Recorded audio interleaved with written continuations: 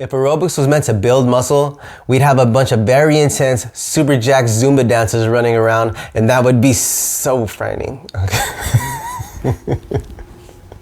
Okay.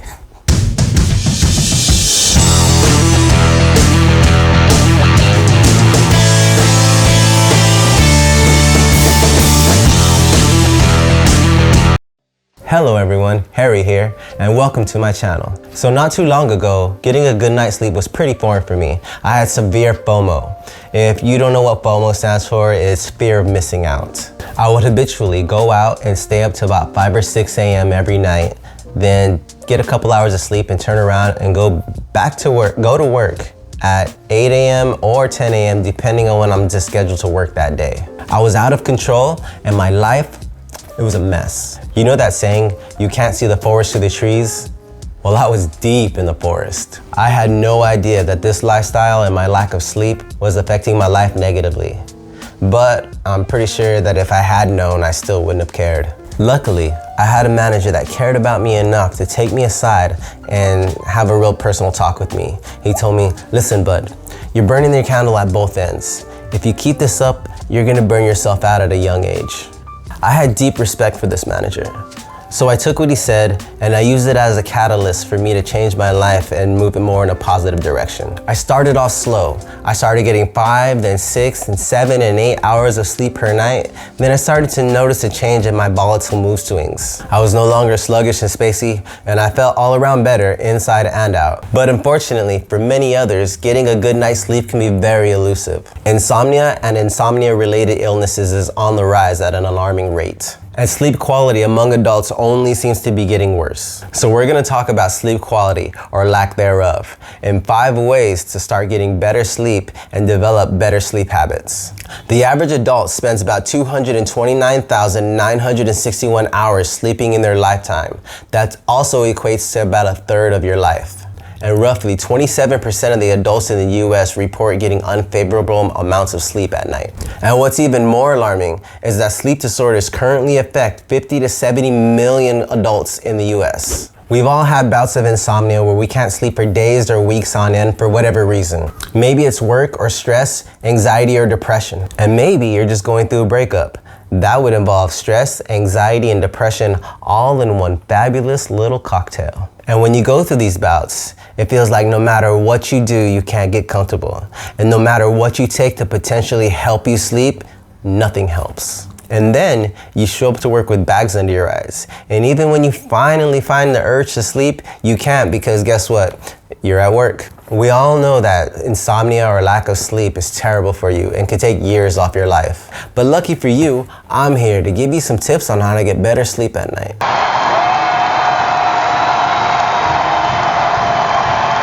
Here are some tips to help you attract and maintain some better sleeping habits that could possibly make you a healthier, happier, and more attractive person.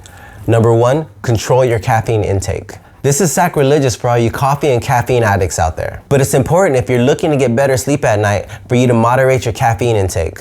Fun fact, caffeine is most potent about an hour after you take it, but it also stays in your system up to 6 hours after it's been consumed. It can also take up to about 10 hours before it's cleared out of your system completely. So by all means, enjoy your iced coffees, your pumpkin spice lattes, your venti macchiatos and what have you, but just keep in mind, if you're trying to be in bed by 10 p.m., you want to finish your last cup by noon. And no afternoon sodas. You shouldn't be drinking sodas anyway. They're terrible for your teeth. And number 2, make a sleep schedule. Making a sleep schedule is essential for getting a good night's sleep. Look at it like this. Your body is a temple and you are the master of that temple. Your body likes to be told what to do and your body likes routine. Think of it like this. You subconsciously will your body to do thousands upon thousands of different actions every second of every day. Walking, breathing, chewing, and even blinking are just some of the subconscious demands that you give your body on a day-to-day basis so you can live your life comfortably. At the end of the day, humans are creatures of habit. So if you make and keep a healthy sleep schedule, your body will get used to that and it will expect to be catching mimes at the time you've specified as sleep time. Doing this simple step will give you better rest and better sleep and relieve you of your periorbital puffiness, aka your under eye bags. Number 3, Get a good sweat going early in the day. This one's a fun one because you could do one of many or a few different ones all in the span of one day. What kind of activities are best for breaking a sweat, you ask? Anything with accelerated movement that gets your heart rate up works like a charm. Here's just a few of the many activities that you can do. Speed walking, jogging, wind sprints. Have you ever wondered why long distance runners are so lean and skinny and why sprinters are so jacked? Well, here's a quick overview. Long distance running allows the oxygen inhaled by the runner to reach the muscles. This builds capillaries, and the more capillaries around the muscle means more O2. This metabolic process requires less mass in order to gain more endurance.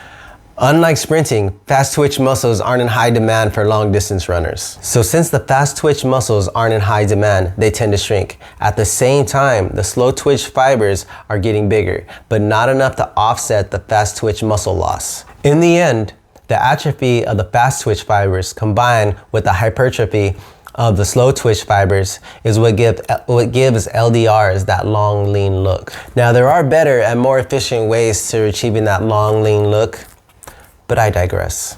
As I was saying, in a more simplified explanation, long distance runners allow for more oxygen to reach their muscles, therefore burning more fat and building more strength and endurance, therefore falling under the aerobic category. And we already know that aerobics is meant to burn fat and tone muscle, not build it. If aerobics was meant to build muscle, we'd have a bunch of very intense, super jacked Zumba dancers running around, and that would be so frightening. Okay.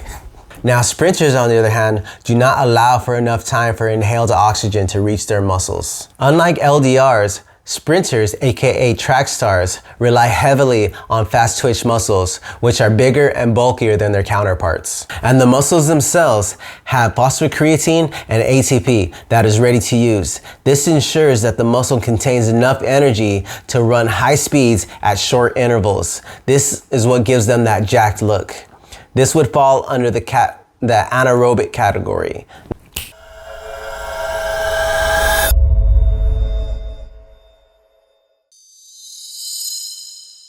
There is a plethora of activities that you can do, and any of them are a great way to break a sweat and leave you ready for a deep, gratifying sleep.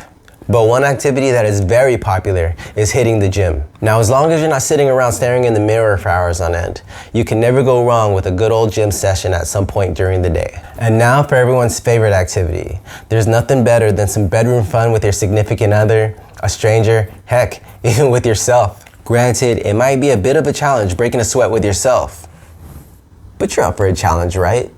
Number 4, turn off all electronics. This one is especially important to me. I personally do not keep a television in my room for the simple fact that if I had one at the foot of my bed, the temptation to fall asleep, whether voluntarily or involuntarily, while watching TV would be overwhelming. And the same goes for phones and tablets. Smartphones and tablets emit blue light, and that affects your ability to fall asleep, which would consequently affect your circadian rhythm. Also, smartphones emit radiation, which could damage your biological clock, leaving your circadian rhythm unbalanced, and could actually lead to nightmares. So kick all electronics out of your room while you sleep, and the Z's you catch will be the kind of Z's you only dream about. Number 5, meditate. Now, this next tip might seem a little woo-woo for some, but it helped me a lot when I initially started to try to sleep 8 hours a night. At the beginning, when I was trying to get more sleep, I would lay in bed for what felt like hours, wondering what I was missing out on. Nothing. I wasn't missing out on anything. My mind would race at 1,000 miles per hour, hatching out scenarios that were definitely more fun in my mind than if they were to play it out in real life. So I turned to meditation. But I quickly found out there are different styles, types, and considerations when it comes to calming your mind. For example, you have the Qigong meditation, which is an ancient Chinese practice that focuses on channeling your energy through pathways called meridians. Meridians help the body heal and function, as well as potentially send energy outward to heal others. There's also chakra meditation, aimed at keeping the centers of our bodies aligned and fluid. There are many other considerations for meditation. If you're interested, I invite you to do some research and find what works best for you. But today, I want to focus on the most popular practice and the meditation that I use. The meditation I use is Zen meditation. This practice is the traditional method you think about when you hear the M word. It involves sitting with your back straight, focusing and following your breathing, with the intention of being present and alert. Learning to meditate has many benefits. If done correctly, it can clear your mind of burdensome thoughts that we all have to deal with every day. It teaches you to control and regulate your breathing, but most of all, it helps you to stay calm even in the most stressful of situations. Now remember, practice makes perfect. So the more you practice, the better you'll get. And sooner than later, your meditation practices will lead you to sleeping like a baby. All right, everyone. Thanks again for stopping by. I hope you've enjoyed these tips, and let me know in the comments if they've helped you in any way. And one last thing, don't forget to like and subscribe. And when you do subscribe, don't forget to hit that bell notification so you get an alert every time I release a new video. Okay, guys, I enjoyed your company. I hope you enjoyed mine. Have a fantastic week. I'll see you next time. Peace.